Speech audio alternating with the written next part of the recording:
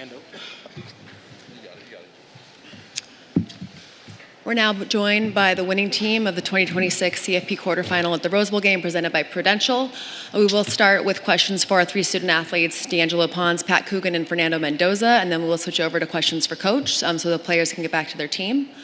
We're going to go ahead and open the floor for questions. We'll start here in the front left. Congratulations, all of you. Fernando, I want to ask you a question. So many people enjoy your enthusiasm, your genuine joy in just playing the game, almost childlike sometimes in the joy and everything. What has this meant to you, and how confident are you right now with the way this team is playing? Yeah, I'm very confident the way this team is playing. I think it's not just myself. I think our entire team and our coaching staff really enjoys football. We really enjoy football, and I think that's why we work so hard at it, and we work really hard every single day, because not only do we enjoy football, we also enjoy winning, and we know what that takes. So every single day, we're always going to put our best foot forward. Okay, we have a question right there in the middle. Danny, can you bring it over?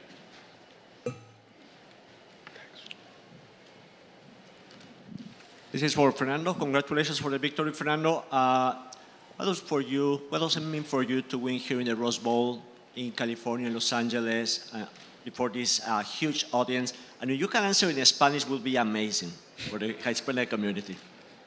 Yeah, I would say if you asked me 3 years ago, I'd be able to speak in Spanish. However, now I'm conversational. However, if you ever say something, I could completely understand you 100%. However, I think it means a lot. I actually have a lot of Mexican family over here, and a lot of my family from Miami came over here to go watch. And such a great historic venue, the Rose Bowl, such an iconic point of not only college sports, of all sports. And so I think it's such a great opportunity for all of us to be able to be Rose Bowl champions. However, we have a very tough opponent in Oregon, so we're looking on them. Okay, we have another question in the middle there, in the black. This is for Fernando. Kevin Scarver, USA Today.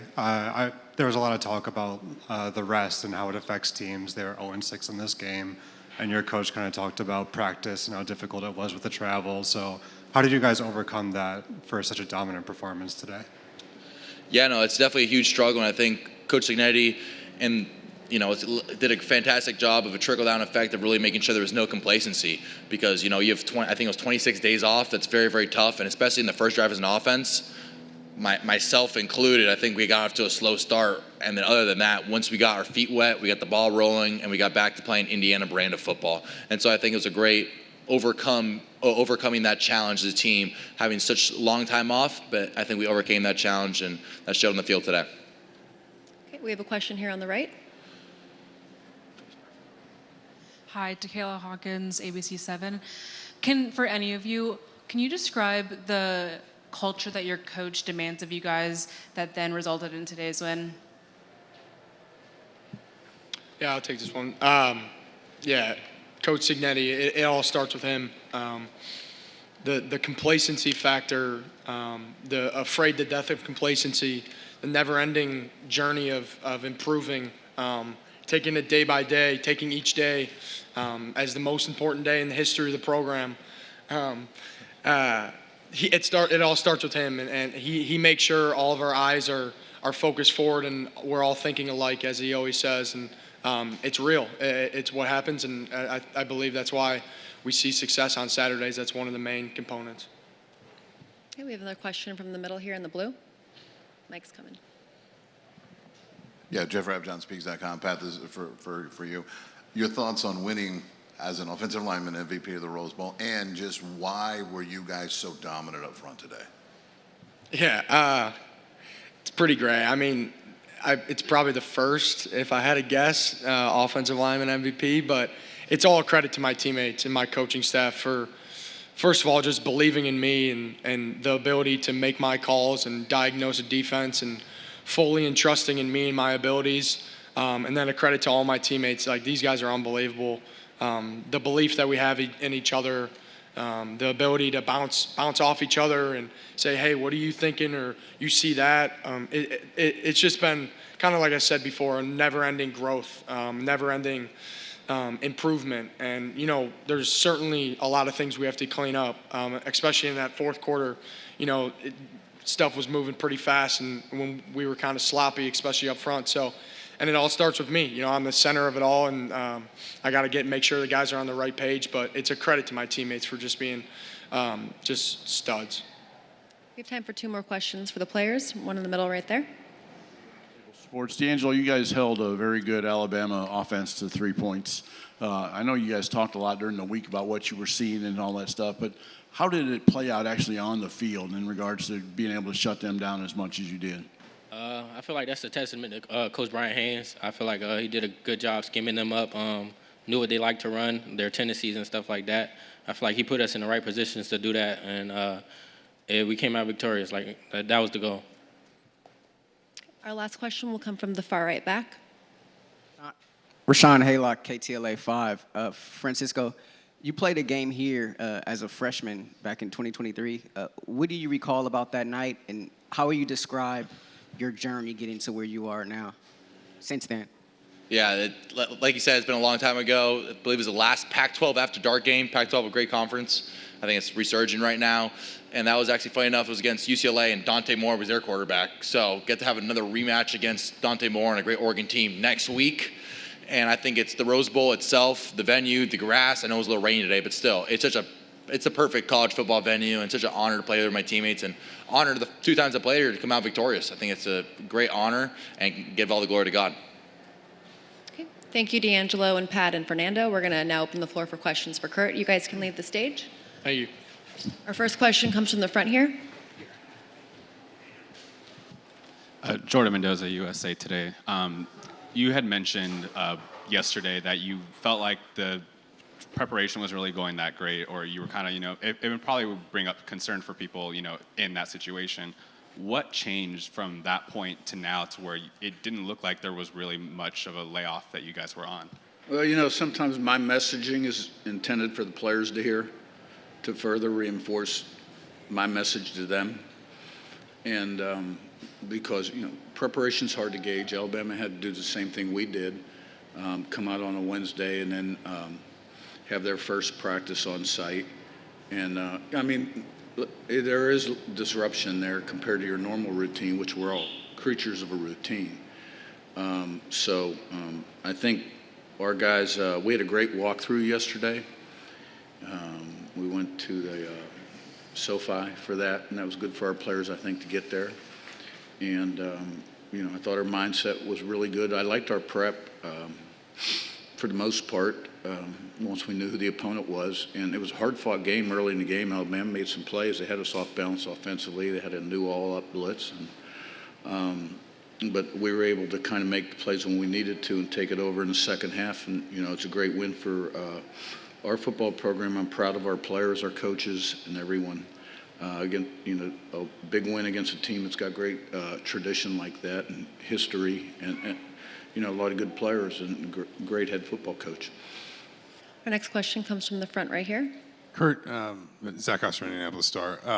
It felt like another kind of one of those games you've had this season where your run game just kind of ground them down as the game wore on, and then you start popping some explosives in the second half. What does it say about the offense and maybe specifically that ground game, the way that it can lean on an opponent as a game wears on and maybe really tire a defense out? Well, I think that's what you would always love to see as the head coach, things we used to preach when I was at Alabama about changing the way they think, breaking their will, and that's the best way to do it, running the football. And it takes a while. It doesn't happen in the first quarter, second quarter. It happens in the second half at some point, hopefully, when you're able to achieve that goal.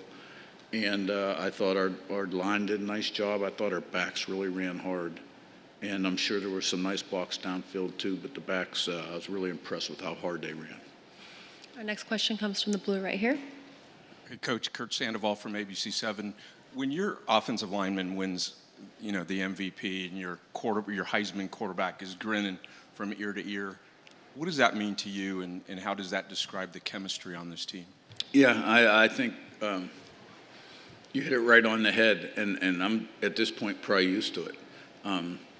Fernando's a very special guy. He's very unique. He's selfless. He's the ultimate team guy. And then we've got some other guys, like Coogan is really the same way. He's the ultimate team guy. And then we got a lot of other guys on the team that played last year, like Fisher, Carter Smith, just to name two, I could name a lot more that are ultimate team guys. And I think that's one of the reasons that we're so consistent and efficient. We are efficient, is how I would label us, is because we have good players with very high character that are great team guys and really good leaders. And they listen and they buy in. We have time for two more questions. We'll have one from the gentleman in the tie right there.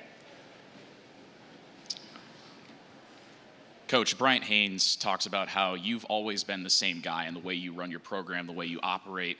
What does it mean to you to take the system that you started at the D2 level to this level of college football and have success like you did at that lower level? Well, I learned from my mistakes. One thing about it was, I did make a lot of mistakes year one, and then the second time through, you always get a little better, and every year you do. So I can't say that I'm the same coach I was year one, because I'm not. You're always looking to improve because you get better or worse. You never stay the same. And, the things that they talked about, the constant striving for improvement, I do try to live that way. You're either getting better or you're getting worse. You're separating or somebody's gaining on you. Yeah, my journey has been kind of surreal, but I think every move kind of prepared me for this challenge at this time with the changing dynamic of college football. Our last question will come from the middle.